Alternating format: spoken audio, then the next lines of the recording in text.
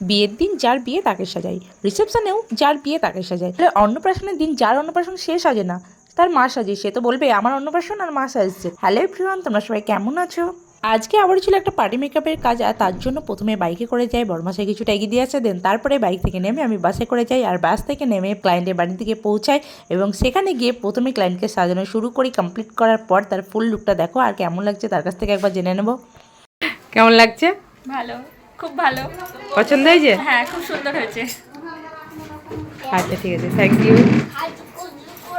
কিন্তু এইদিকে দেখো, যার অন্নপ্রাশন তাকে সাজানো হয়নি বলে তার কেমন মুখ ভার হয়েছে। সে একবার ক্যামেরার দিকে তাকাচ্ছেও না, এতটাই তার মুখ ভার হয়েছে।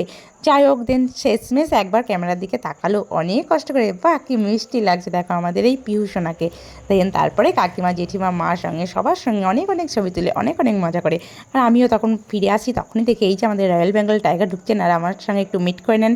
দেন তারপরে আর কি, তারপরে আমি একটু সেলফি একটু ভিডিও করে তারপরে চলে যাই খাওয়ার দিকে। রাত তেমন হয়নি, তবে বাড়ি আসার একটু তাড়াহুড়ো ছিল, তাই খাওয়া দাওয়াটা আগে সেরে নিতে হয়। স্যালাডটা খেতে খেতে একবার দেখছিলাম পিহুর মেনু কার্ডটা। বাও, মেনু কার্ডে কত সুন্দর আইটেম ছিল, অনেক অনেক কিছু এখানে রেসিপি ছিল। দেন ফার্স্টেই চলে আসে ফ্রাইড রাইস, চিলি চিকেন। দেন তারপরে একটার পর একটা মাছের আইটেম, তারপরে মাংসের আইটেম, চিকেন, দই, মিষ্টি, সমস্ত কিছু আসার পর শেষ করে খাওয়া দাওয়া শেষ করে এবার রওনা দিই বাড়ির দিকে। তো এই হচ্ছে আজকের ভিডিও। কেমন লাগলো অবশ্যই জানিও। আবার দেখা হবে নেক্সট ভিডিওতে।